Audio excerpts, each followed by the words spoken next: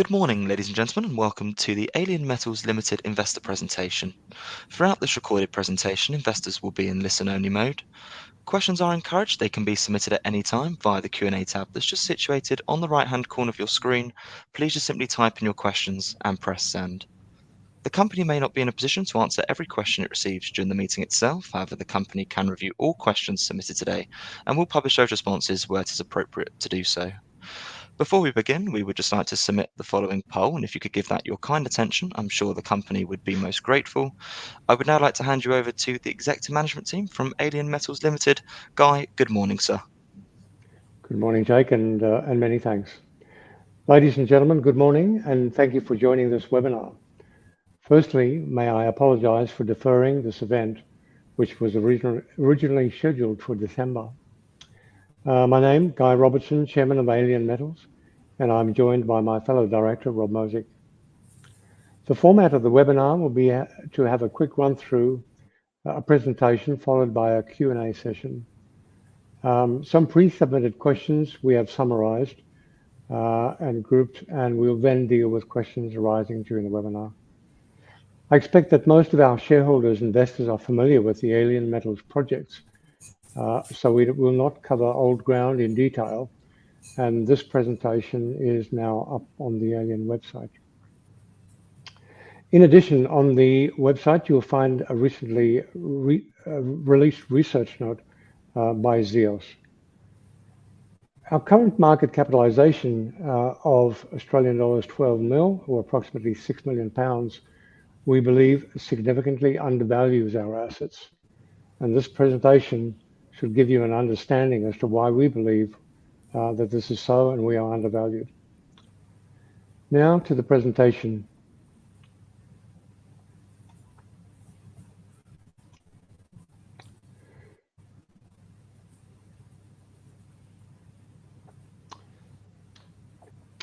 I will skip the disclaimer and competent person statement, as this is on the website and familiar to most of you. The investment in opportunity in Alien Metals. Alien has a diverse range of projects in iron ore, in copper, nickel, and platinum group metals, in silver, and in lithium. In the Hancock project, we own 90% of the Hancock proper, and within that project, we'll talk about West Hancock, or Melina, as you might have known it, and Vivash and Brockman, which are other tenements with iron ore, which have significant potential. The Pandara Hills project, again 100% owned, covers 180 square kilometres in really unexplored, world-class geological setting. Our silver project, again, the Elizabeth Hill project, is one of the highest grade silver mines in Australia and has a 4.5 million ounce silver potential.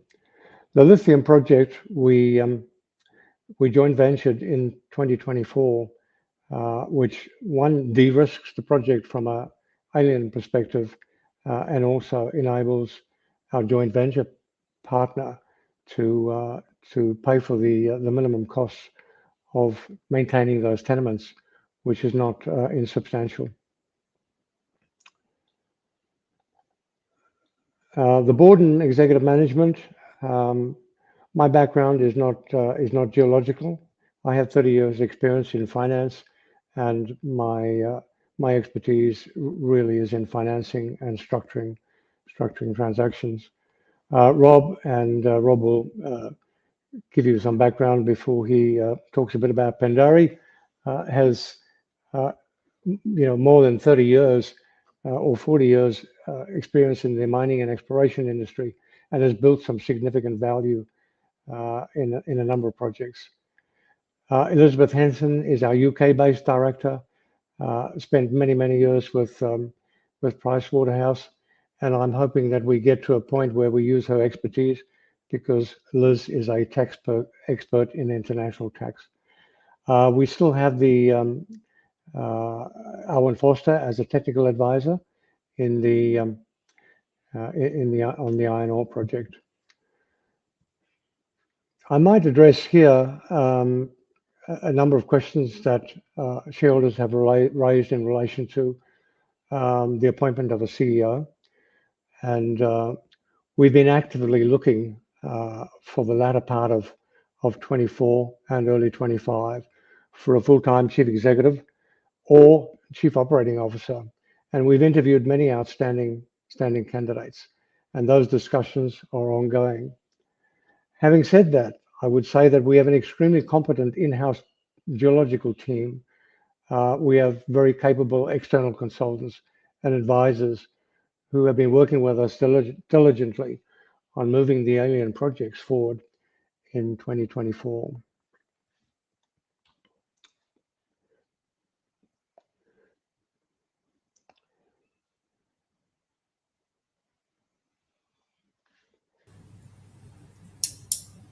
Sorry, I'll just go back to the previous slide, if I'm able to do that.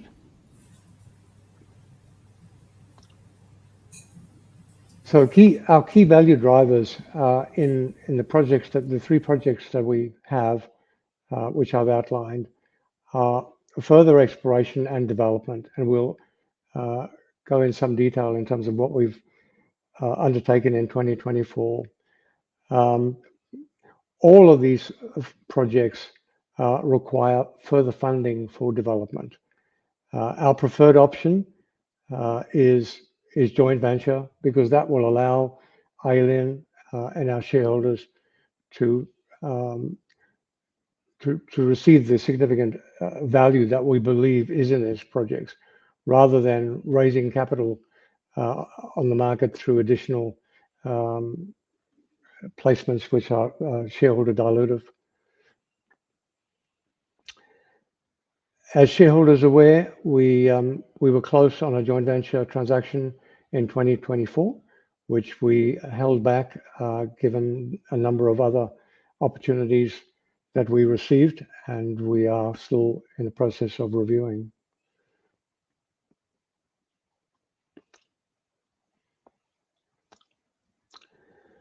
What were our achievements in 2024? The Hancock development study results came out in February 24, indicating a net present value of $146 million US, albeit that was a price of US $120 a ton. But if you prorated that back to today's price, given our cost base of 85 US per ton, that's a very significant number. We had the Hancock mining lease granted for a 21-year term, and we concluded a mining agreement with the native title party. We have a number of permitting assignments to go through before this project will get into production, and we undertook an ethnographic survey in 2024 of proposed mining areas. We've had a number of questions in relation to the West Hancock tenement, where we had an objection, which was sort of making granting of that license difficult. We made application for 3 tenements to enable us to overcome that BHP objection, and we expect that that license will be granted shortly.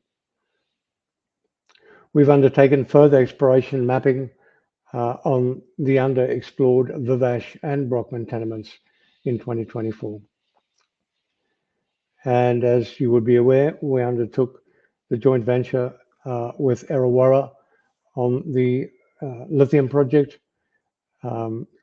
which, as I indicated, saves Alien approximately $400,000 Australian a year, in that they meet the minimum tenement commitments. And Errawarra also invested $500,000 in Alien Metals, augmenting our funding. Following the appointment of Rob Mosick during 24, we've undertaken a significant amount of additional exploration within the Pindari Hills project area with a view to identifying drill targets, and an announcement in relation to that work will come out shortly. And we achieved a government grant of $120,000 through the EIS Exploration Incentive Scheme for Pindari Hills, which I guess indicates a third party's confidence in the value of this project. Moving to the Hancock Iron Ore Project. As I said, effectively this is 3 projects. It's got Hancock and West Hancock within the same project area, and both are underexplored, as you would be aware. In relation to the West Hancock project, we cannot undertake further exploration until that tenement is granted shortly, and that is a project for 2025.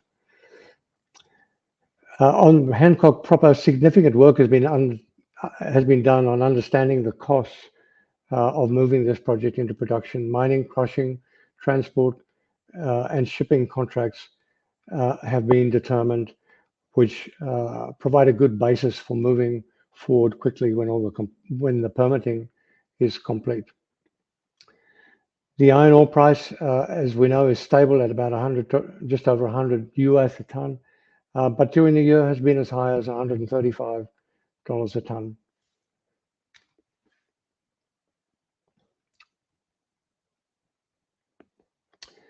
As you can see from this slide, you know, the Hancock project is all about location, location, location.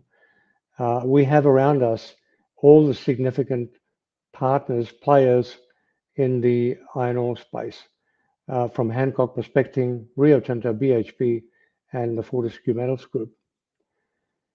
As indicated, a number of heritage clearances need to be completed on the Alien Metals ground to move it forward, but funding, and ideally joint venture party funding, is a key to when we can expect production.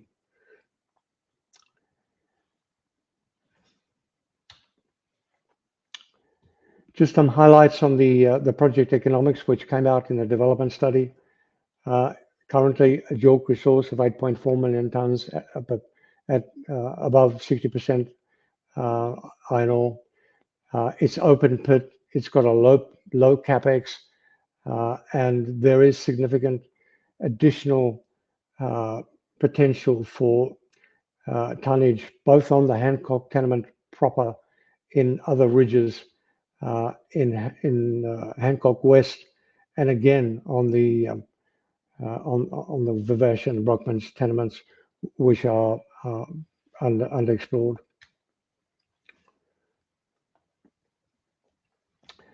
So finally, on Hancock West, you can see the area circled in the middle of your screen.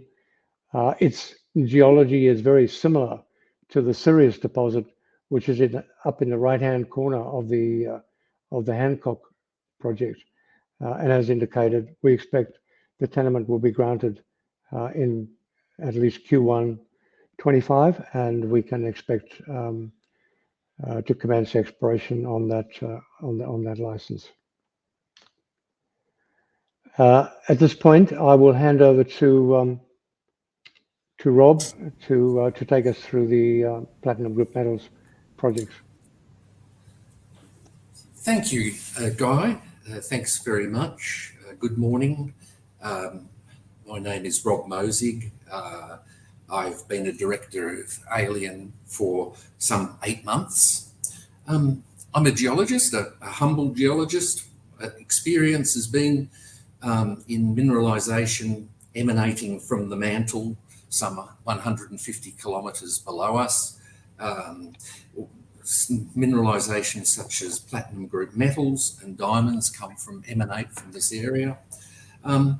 In particular, I've spent a lot of time at the Money intrusion and environs, a very, very exciting location for, maybe the next platinum mine or the first platinum mine for Australia. Delighted to give a bit of a brief overview of Pinderi, and the first indicator that I'd like to show is from these metal price graphs. We can see that silver has been in demand with many new uses, especially in the solar panel industry, where demand has probably influenced the 20% increase that's occurred in recent times.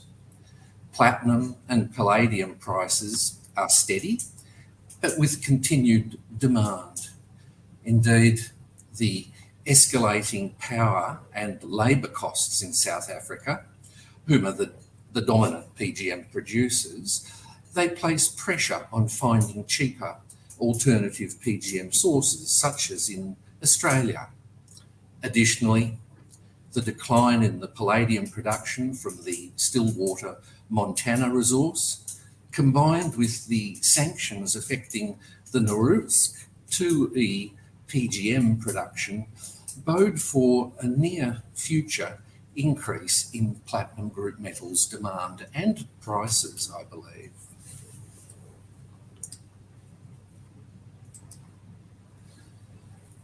As this map indicates, in essence, Pinderi is a 180 square kilometre tenure containing a PGM resource, a remnant silver resource, and absolutely super exploration potential for copper, nickel, as well as additional silver and PGM deposits. Going a bit deeper into the geology, the main focus of the Pinderi project is the Mani intrusive complex. This hosts both platinum group metals and the exciting Elizabeth Hill pure silver deposit on its northeastern contact. The Mani intrusion is one of the largest ultramafic intrusions in Australia, with a thickness of over 6 kilometres. In particular, Alien now commands title to over 90% of this intrusion, and it's the first time that this almost entire area has been held by one company. A very, very important holding indeed.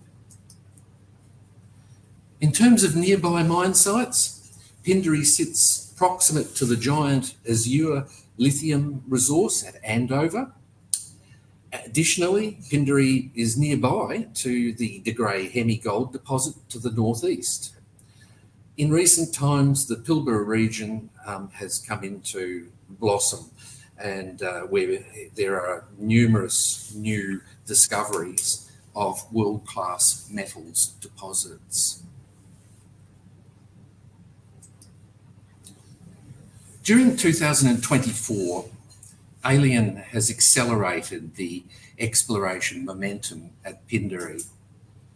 Alien's exploration manager, Bradley Toms, has been the driving force in further dissecting the economic parameters into 5 significant localities. The first is the Casuarina Dyke. This is a massive feature, undoubtedly the feeder zone, which has supplied the platinum group metals and nickel mineralisation within this region.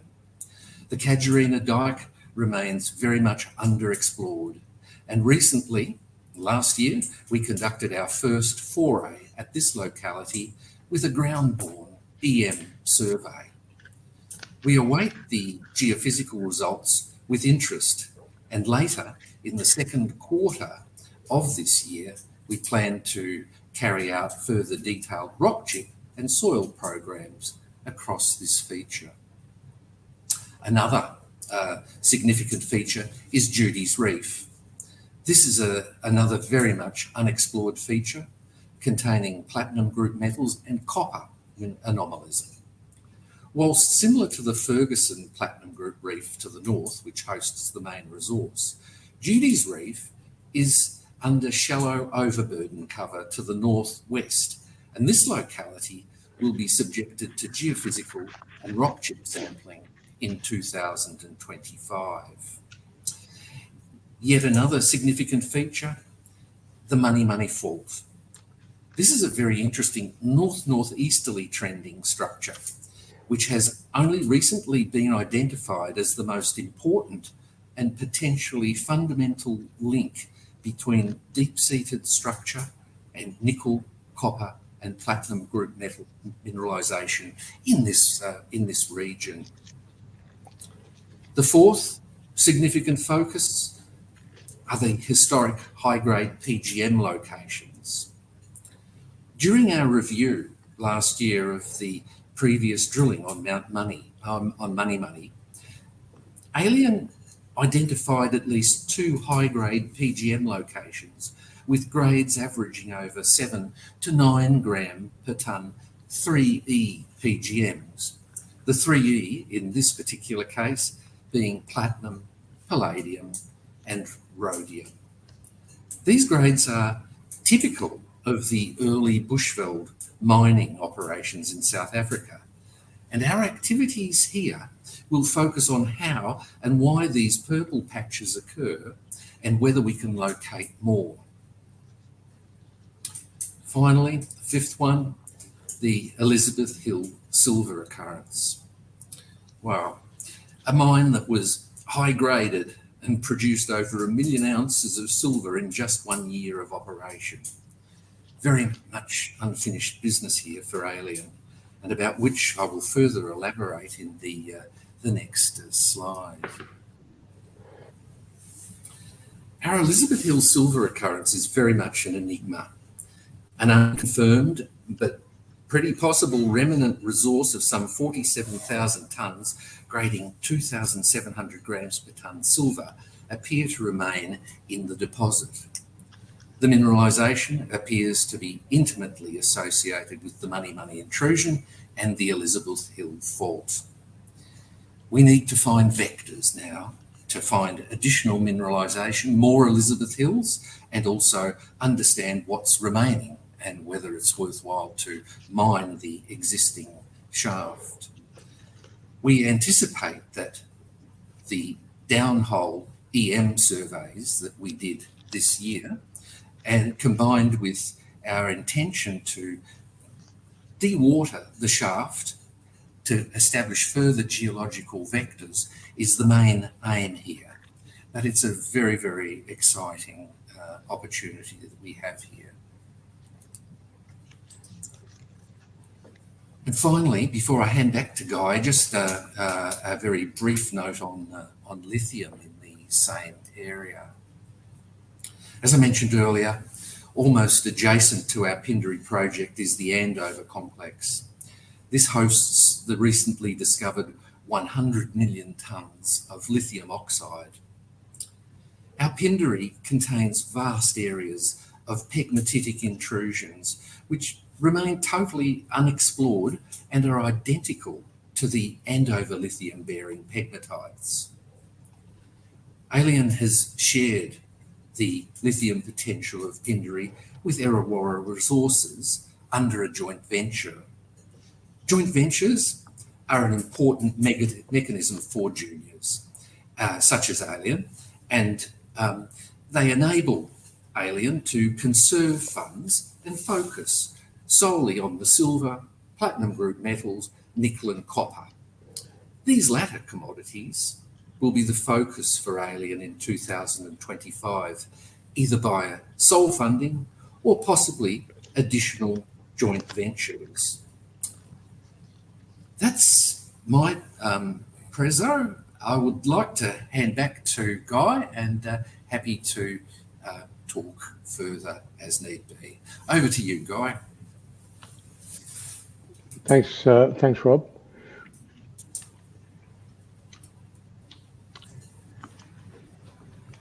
What is the outlook for 25? And I think in addressing this slide, it'll actually answer some of the questions that were were pre-submitted.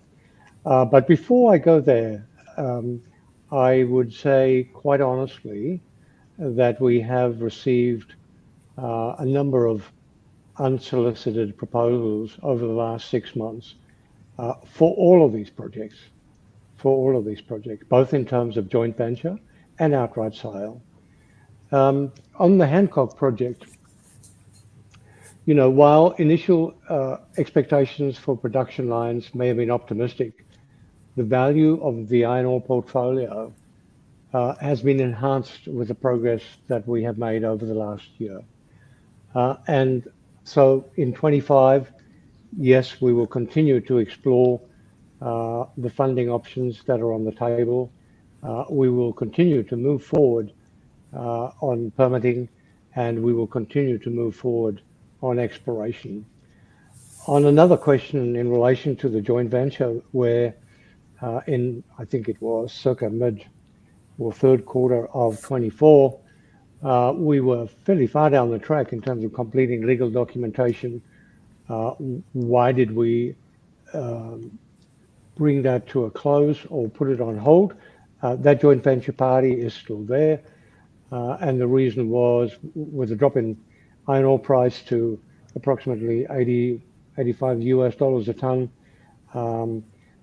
The way that agreement was designed, that project would have stalled soon after executing the agreements.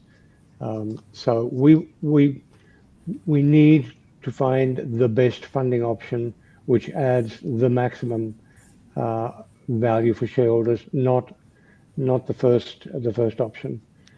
Pindari Hills, I think Rob has covered that well.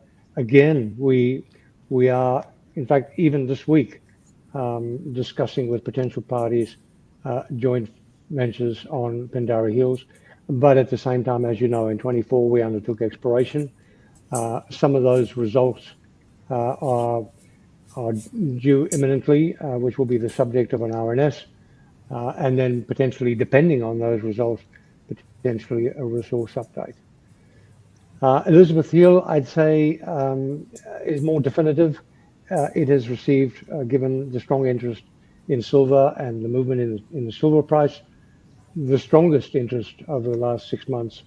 And we would hope to conclude a joint venture transaction within this quarter. Why is that important? Because it will provide Alien with funding to enable us to move some of the other projects forward.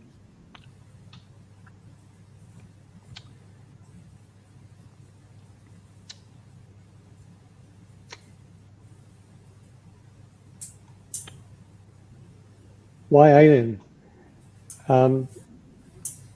We covered the diversity of our projects early on in the webinar. Hancock Iron Ore, both in terms of its resource, 8 million ton resource, has significant potential to grow to 20 million tons plus. As we indicated, all tenements, Hancock, Hancock West, Vivash and Brockman, are significantly underexplored. I think Rob has covered Pindari Hills well. It is a huge landholding and significant potential, and of course significant interest from potential parties. And the lithium joint venture, as we've indicated, lithium price has fallen dramatically in the last year, some 90%. It will recover. We've de-risked it by doing the joint venture, and we've saved cost. We have an experienced board and management team, notwithstanding that we don't have a CEO visibly driving progress. We have an experienced team continuing to drive progress. I would draw your attention to the ZEUS report, which has just been published by David Sears and Paul Smith, indicating a fair value of 1.1p. That's 13 times the current price, and that's a function of where we are in the exploration life cycle. As you come to feasibility and development, it's it's more testing than when you're exploring for blue sky, when sometimes the share price doesn't have much substance. We are undervalued, and we believe that we will see a recovery in the year ahead. I might go to some of those group questions and then answer additional questions that have been raised in the webinar. If you just bear with me, I will find them. Guy, Rob, perhaps just while you're getting those questions ready, if I may just jump back in there, and thank you very much indeed for your presentation this morning. Ladies and gentlemen, please do continue to submit your questions just by using the Q&A tab that's situated on the right-hand corner of your screen.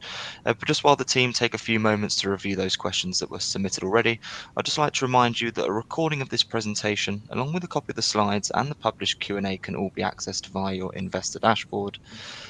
Guy, Rob, we obviously received a number of questions that were both pre-submitted ahead of today's event, as well as a number that have come in throughout your presentation this morning as well. So firstly, thank you to all of those on the call for taking the time to submit their questions. And Guy, Rob, at this point, if I may now hand back to you just to read out those questions and give your responses where it's appropriate to do so. And if I pick up from you at the end, that would be great. Thank you. Thank you, Jake. I think one of the questions, or a number of the questions, related to the next steps on Hancock, given that expectations were that we would be in production a lot earlier than 25, and I think we've covered that off in the presentation. So a number of permitting matters to get through, but funding is the critical one, and partnering with the right partners who have the experience to bring this project into production. A number of questions in relation to Winfield, a company that vended the Hancock project into Alien initially, and who are owners of 10%. And I guess there are two parts to Winfield. One is an uplift of the original, an uplift payment that is due on the original transaction, and a buyout of their 10%. And suffice to say that we have had, during the, I guess, discussion process with potential joint venture parties, we've had discussions with Winfield. Winfield will not be an impediment to us doing the best deal for all shareholders. They, together with Alien, have an interest in extracting maximum value for the Hancock project, which they believe, is significantly undervalued, and they will not stand in Alien's way in terms of being able to do a transaction. Our plan for 25 over the 3 tenements, I believe that we've covered that in a slide. Value in terms of fall in the share price, I would reiterate, there's been no change in the asset base since Alien was listed. The market is the market. There is significant value in these assets. We have diverse projects which de-risk the Alien position. We need partners with experience in execution across all of the projects, and we will move when we locate the right partners. The Zeus report is an indicator of where research analysts see the share price, and I would reiterate that we are where we are because of where we are to some extent. Yes, there's been an unrealistic expectation of where we're going to get Hancock into production, but it's also where we are in the development cycle. A number of questions in relation to leadership and CEO. I would reiterate, we have a competent team driving the business forward, notwithstanding that there's not a identified CEO or COO. Yes, we have interviewed a number of excellent candidates over the last 6 months. We are competing in a market that is buoyant, and we've got a relatively low market cap. That said, the diversity of our projects and the potential for these corporate transactions is appealing to a number of senior people. The West Hancock tenement split, I think we've covered, and we're now in a position that on tenement grant we'll be able to commence exploration with no impediments from or objection from BHP.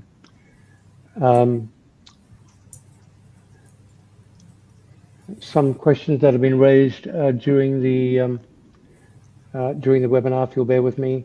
When is the next share placement?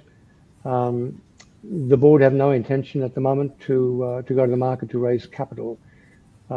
As I indicated, one of the transactions that we will convert in Q1 is will generate cash for Alien to allow us to move forward.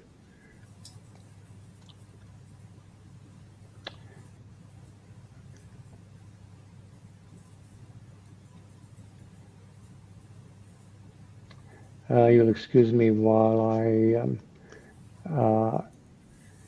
read through the questions, much of which are along the theme that we've discussed. But I would just an overall comment. Those questions are: when will we execute this? How long will it take to get a JV on that? While we are assessing various project opportunities, we will continue to move these projects forward, and by doing that, moving them towards production, moving them to greater resources, we will continue to add value. And when the joint venture transaction, the right one, arrives and we are satisfied, we will execute.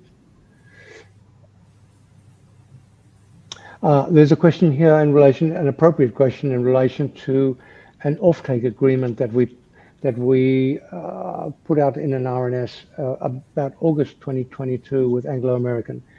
That has expired, but I would say that in addition to the offers that we have for joint venture and outright purchase, we have an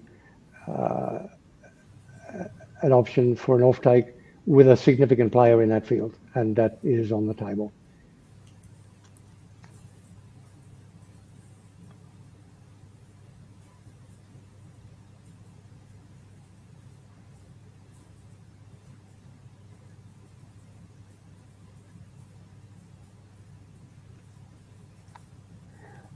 Rob, question for you, and I think the answer is no. Was Pindari Hills drilled in 2024? The answer is no. Exploration work, but with results to come. Rob? That's correct, Guy. There was no drilling in Pindari Hills, but the precursors were all set up, as I mentioned. We've got a lot of precursors ready for drilling later this year, perhaps, or as when need be. Yeah. Well, to those shareholders and investors that have taken the time to spend with us this evening, we thank you very much for your attendance. We hope to do a lot better in our communication in 25. We understand that it was an issue in 24, and there is significant activity that we're undertaking, and we look forward to communicating that in the 2025 year. Thank you very much again. Perfect. That's great, Guy. Rob, if I may just jump back in there, and thank you very much indeed for addressing all of those questions that came in from investors and also for updating investors as well this morning. Could I please ask investors not to close this session, as you will now be automatically redirected for the opportunity to provide your feedback in order that the management team can really better understand your views and expectations. This will only take a few moments to complete, but I'm sure will be greatly valued by the company. On behalf of the management team of Alien Metals Limited, we would like to thank you for attending today's presentation. That now concludes today's session, so good morning to you all.